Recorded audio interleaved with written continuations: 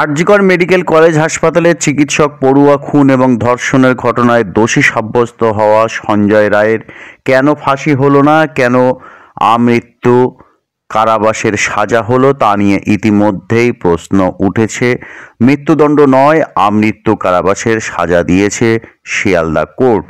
আর আদালতের এই রায়ে ক্ষুব্ধ হয়েছেন রাজ্যের মুখ্যমন্ত্রী মমতা বন্দ্যোপাধ্যায়। কিন্তু কেন ফাঁসি হলো না, তো কোর্টের যে পর্যবেক্ষণ সেখানে বলা হচ্ছে কারণ মামলাটি বিরলতম নয়। কেন বিরলতম নয়, বিরলতম হতে গেলে কি কি থাকতে হয়, বিস্তারিত এই বিষয়ে জানব। মৃত্যুদণ্ড নয় কারণ যেভাবে বলা হয়েছে বিরলতম নয় বলে, কারণ কোনো নৃশংস ঘটনায় যদি অভিযুক্তের অপরাধ সংশয়াতীতভাবে প্রমাণ হয় তাহলে সেই ঘটনাকে বিরলের মধ্যে বিরলতম হিসেবে গণ্য করা হয়। এক্ষেত্রে সুপ্রিম কোর্টে কতগুলি মামলার উল্লেখ আছে। কোনো মামলার বিচারে সব তথ্য প্রমাণ দেখার পর কোনো ঘটনাকে বিরলের মধ্যে বিরলতম আখ্যা দেওয়ার পিছনে সংশ্লিষ্ট বিচারকের নিজস্ব যুক্তিবোধও কাজ করে। কিন্তু বিরলতম নয় কেন, আর সেই বিরল হতে গেলে কি কি থাকতে হয়? এক্ষেত্রে অপরাধ বর্বরচিত ও নিষ্ঠুর হলেও সুপ্রিম কোর্টের উল্লেখিত বিরলের মধ্যে বিরলতম মামলাগুলির গোত্রে এই মামলা পড়েনি। তথ্য প্রমাণের ভিত্তিতে বিচার হওয়া উচিত, জনতার আবেগের ভিত্তিতে নয়। জনতার আবেগের সামনে নতশির হওয়ার থেকেও প্রয়োজন বিচার ব্যবস্থা স্বচ্ছতা এবং বৃহত্তর দায়িত্ব পালন করে এমন রায় দেওয়া।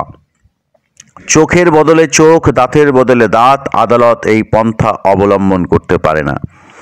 শান্তির ক্ষেত্রে সংশোধনাত্মক পন্থা অবলম্বন করাই শ্রেয়। আসামির এক্ষেত্রে পূর্ব অপরাধের নজির মেলেনি, তাই সংশোধন করা যাবে না এ কথা বলা যায় না। সুপ্রিম কোর্ট বারবার বলছে বিরল ঘটনা হিসেবেই প্রাণদণ্ড দেওয়া উচিত।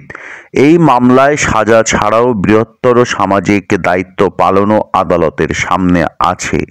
কিন্তু কেন মমতা বন্দ্যোপাধ্যায় ক্ষুব্ধ হলেন? তিনি হাইকোর্টের যাবেন এই মামলার দোষী সাব্যস্ত সঞ্জয়ের কড়া শাস্তি অর্থাৎ ফাঁসির জন্য। আর কেন শিয়ালদা আদালত আমরণ কারাবাস দিল, মৃত্যুদণ্ড দিল না? এক্ষেত্রে অবশ্যই তদন্তকারী সংস্থা সিবিআইয়ের ভূমিকা আছে, কারণ তারা আদালতে এই ঘটনাটি অর্থাৎ এই যে চিকিৎসক খুন তারা বোঝাতে পারেনি যে এটা বিরলতম।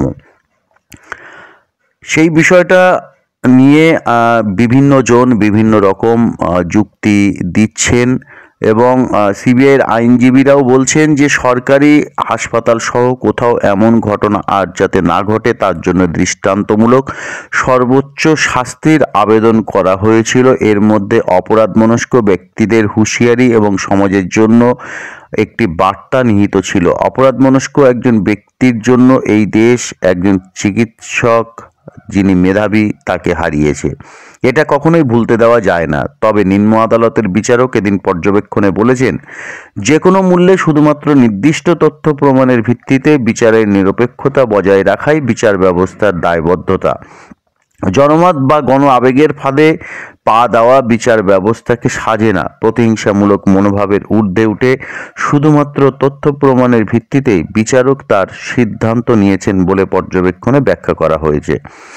কিন্তু আরজিকরের ঘটনাটি কেন বিরলের মধ্যে বিরলতম, এর ব্যাখ্যায় সিবিআইয়ের আইনজীবীরা সরকারি হাসপাতালের অন্দরে সঞ্জয় রায়ের হঠকারী ভূমিকার কথাও তুলে ধরেন আদালতে।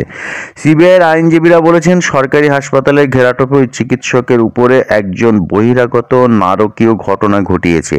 বহিরাগত আবার কলকাতা পুলিশের সিভিক ভলান্টিয়ার। সে পুলিশের ওয়েলফেয়ার কমিটির সদস্যদের আত্মীয়দের চিকিৎসা দেখাশোনার জন্য নিয়মিত হাসপাতালে যাতায়াত করত। ওই রাতে 4 তলার সেমিনার হলে পৌঁছে সেই নারকীয় ঘটনা ঘটায়। সিবিআইয়ের আইনজীবীদের দাবি যেখানে মৃতদেহ মিলেছে তার আশেপাশে গভীর রাতে সঞ্জয়ের গতিবিধির স্পষ্ট তথ্য প্রমাণ মিলেছে।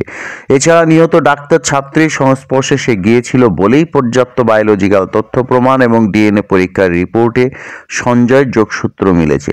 আদালত সূত্রে খবর, দোষী সাব্যস্ত সঞ্জয় রায়ের সমস্ত বয়ান, সিসি ক্যামেরার ফুটেজ অনুযায়ী অবস্থান এবং ময়নাতদন্ত ফরেনসিক রিপোর্ট আদালতে পেশ করা হয়।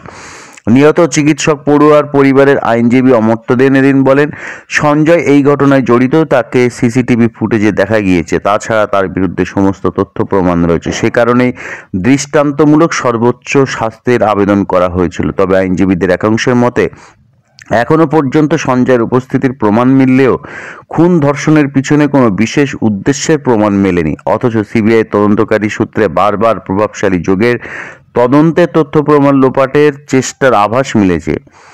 সিবিআইয়ের সূত্র এখনও বলা হচ্ছে, এই মামলার সাপ্লিমেন্টারি চার্জশিটে তথ্য প্রমাণ লোপাটের দিকগুলোও যথাসময়ে উঠে আসবে। তবে নিম্ন আদালতে দোষী ব্যক্তির আমৃত্যু কারাদণ্ডে সাজা ঘোষণার পর তদন্ত বা বিচার প্রক্রিয়া উচ্চতর আদালতে পর্যবেক্ষণের পরিস্থিতি এখনই নাও তৈরি হতে পারে বলে সংশ্লিষ্ট মহলের মত। আলিপুর আদালতের প্রাক্তন সরকারি আইনজীবী রাধাকান্ত মুখোপাধ্যায় বলেন, ভারতীয় ন্যায় নাগরিক সংহিতার 407 ধারা অনুযায়ী সঞ্জয় রায়ের ফাঁসির আদেশ হলে 24 ঘন্টার মধ্যে বিষয়টি উচ্চ আদালতে পর্যবেক্ষণের জন্য পাঠাতে হতো। তখন হাইকোর্ট কেন্দ্রীয় সংস্থার তদন্ত বা নিম্ন আদালতের ভূমিকায় কোনো অসঙ্গতি আছে কিনা তা খুঁটিয়ে দেখত। এখন অভিযুক্ত নিজে কোর্টে না গেলে উচ্চ আদালতের হস্তক্ষেপ করার তেমন অবকাশ নেই। তবে ডাক্তার ছাত্রীর পরিবার বিষয়টি নিয়ে উচ্চ আদালতের দ্বারস্থ হতে পারেন।